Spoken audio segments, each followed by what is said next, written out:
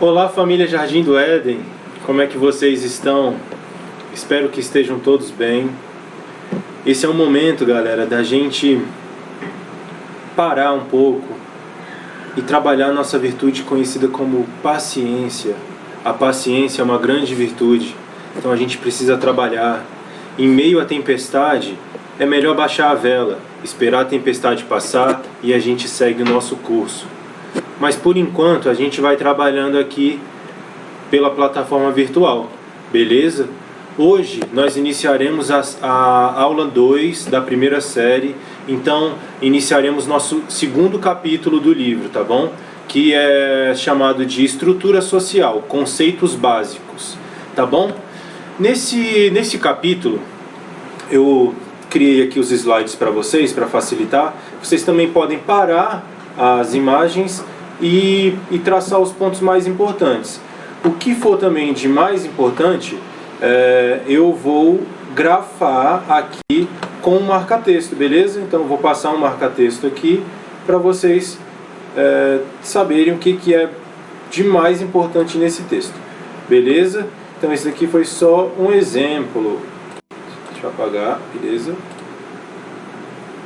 Vamos seguir. Então, conceituando. A estrutura social diz respeito à forma como uma sociedade se organiza, ou seja, principalmente através das relações complexas e constantes que se interligam com as relações estabelecidas entre os indivíduos por meio dos papéis sociais em que estes assumem. Ou seja, a estrutura social é aquilo que nos cerca, é aquilo que cerca o indivíduo desde o seu nascimento. E é aquilo que vai estruturar a sua personalidade, que vai estruturar a maneira como você pensa, os seus valores culturais, a importância a determinadas coisas que você vê como prioridade e que você vê como algo descartável. Então isso é variável de cultura para cultura, mas a gente vai discutir esses conceitos um pouquinho mais para frente. Segundo slide aqui que eu trago para vocês é sobre cultura. O que é cultura? Esse livro é muito importante. Se vocês tiverem oportunidade de comprar esse livro, pela internet vocês já conseguem também em PDF. É só escrever Cultura, um conceito antropológico PDF, que ele está todo em PDF aqui na internet, que vocês conseguem. Eu posso deixar o link para vocês também, beleza? Mas é bem facinho de achar, só colocar no Google que vocês acham. E o que é cultura? Tem esse autor, o Roque de Barros Laraia, ele inclusive foi meu professor na Universidade de Brasília, tive a oportunidade de ter uma aula só com ele, porque ele já era aposentado, mas tive a oportunidade de ter uma apresentação dele durante a faculdade. E foi muito importante. Por quê? Porque ele traz uma visão de vários antropólogos em relação ao que é cultura, ao que é esse fenômeno humano de desenvolvimento de inteligência, desenvolvimento de aprendizagem. Então é isso que nos diferencia dos outros animais, beleza? Roque Laraia traz então uma definição de Ruth Benedict, que escreve em seu livro, um livro O Crisântemo e a Espada, que a cultura é como se fosse uma lente através da qual o homem, ou seres humanos, veem o mundo. Os homens de culturas diferentes, ou seres humanos de culturas diferentes, usam lentes diversas e, portanto, têm visões desencontradas das coisas. Então, pessoal, isso determina o que uma cultura estabelece como mais importante e menos importante.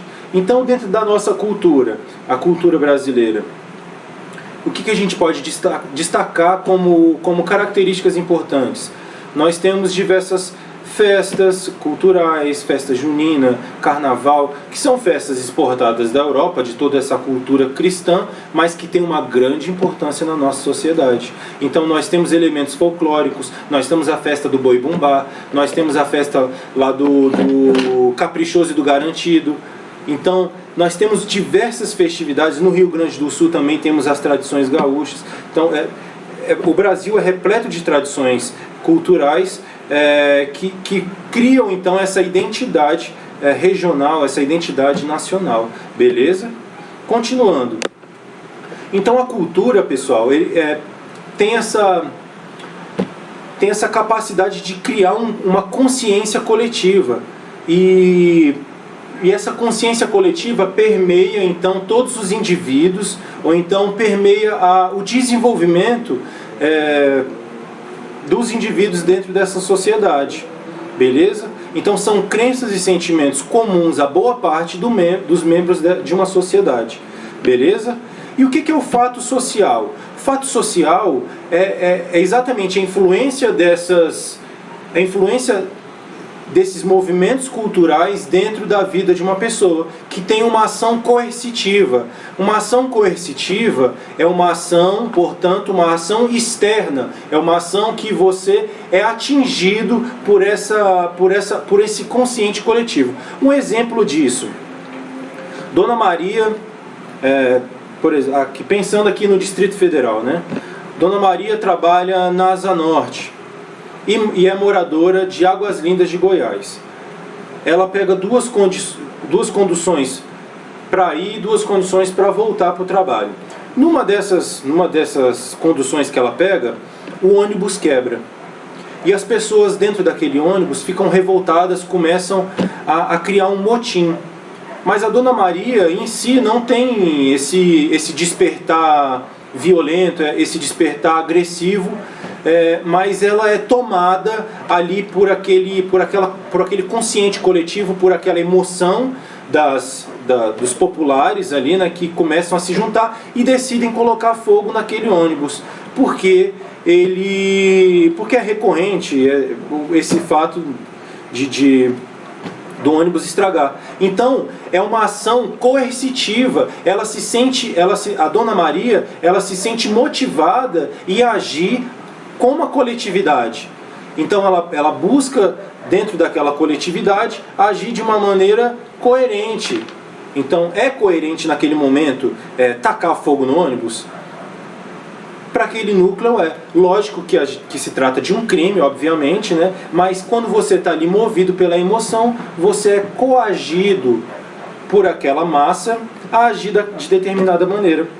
Então o fato social, como conceito da sociologia, ele tem essa característica de ser externo ao indivíduo e que age de maneira coercitiva, beleza? Então a gente pode contextualizar a coerção social como algo coercitivo e externo ao indivíduo que interfere na sua maneira de agir, influenciando a sua maneira de agir, beleza?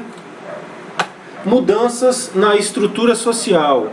Então, galera, como que acontecem as mudanças nas estruturas sociais, né?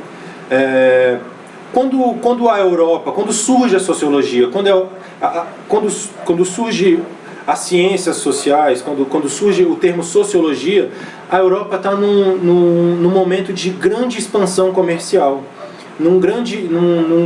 na abertura dos grandes mares. Então existe uma tendência a entender os europeus como superiores aos povos colonizados. Então, durante a expansão colonialista europeia, vigora a ideia de superioridade intelectual e social em relação aos povos dominados, estabelecendo uma comparação ao estudo darwinista do evolucionismo. Então, do que tratava o evolucionismo? Tratava das espécies que conseguem se adaptar melhor do que outras para sobreviver na Terra, não é isso? Beleza. E como é que a sociologia faz essa relação? Obviamente que a gente está falando lá do século XVIII, né? Então essa é uma ideia que já é ultrapassada, né? De evolução dentro de núcleos culturais, né? Então não existe mais isso de a minha cultura é mais evoluída do que a sua cultura. Mas lá no século XVIII, quando os europeus invadiam, dominavam, expandiam a sua rede de dominação, eles acreditavam que eles estavam no ápice do desenvolvimento social. Então, as sociedades passariam por estágios de desenvolvimento moral e social, saindo do estado primitivo, que seriam as sociedades tribais, e chegariam ao seu auge, que segundo essa lógica seria a sociedade industrial capitalista. Beleza? Então, as sociedades passariam por estágios até chegar nesse ápice que é da sociedade industrial capitalista, como eles se enxergavam naquele momento, beleza? Então, o que é o status social? Marx faz uma análise dentro desse novo desenvolvimento de sociedade, e o status social ele vê como um termo até de crítica ao modelo capitalista, né? Porque ele observa nas sociedades capitalistas posições sociais que possuem maior relevância do que outras. Então, o burguês ele passa a ter um papel central dentro dessas relações capitalistas de dominar os meios de produção e o trabalhador de vender a sua força de trabalho, beleza? Então, o status é alcançado pelo papel social que o indivíduo atua. Então, se eu sou um empresário, se eu sou um capitalista, se eu detenho os meios de produção, então eu tenho um papel social mais importante dentro dessa pirâmide social, beleza? Então a classe trabalhadora ocupa a base dessa sociedade, mas quem tem o protagonismo social são as classes mais abastadas, que são as classes burguesas, beleza? E qual é a importância dos grupos sociais? Assim como nós já falamos lá no início, os grupos sociais é que constituem os núcleos de socialização. O primeiro núcleo de socialização é a família. A família é que começa a interagir e começa a transmitir os seus valores culturais para aquele novo indivíduo que chega na sociedade. Então, desde pequenininho, aquele serzinho, aquele serzinho de Jesus ali, de Deus, aquela coisinha pequenininha, ela passa a sofrer influências da sua família, depois um pouquinho maior, passa a aprender como a sociedade age na escola, na igreja. Então, esses grupos são grupos de socialização, grupos que vão interagir com o indivíduo e que vão transmitir os valores culturais daquela sociedade para aquele indivíduo. Então, grupos sociais são muito importantes para a socialização dos indivíduos, beleza? Então, eu acredito que eu consegui ser claro aqui para a gente entender o que são as estruturas sociais, como elas agem, como elas atuam no desenvolvimento cultural e social das pessoas. Vamos lá, então, para agora, o que eu quero? Atividade, responder as atividades das páginas 33 a 38, beleza? Vocês, por gentileza, respondam essas questões e na próxima aula a gente corrige questão por questão, beleza? Será a aula 2, correção de exercícios. Tranquilo? Um beijão, galera. Até mais. Espero que vocês tenham gostado.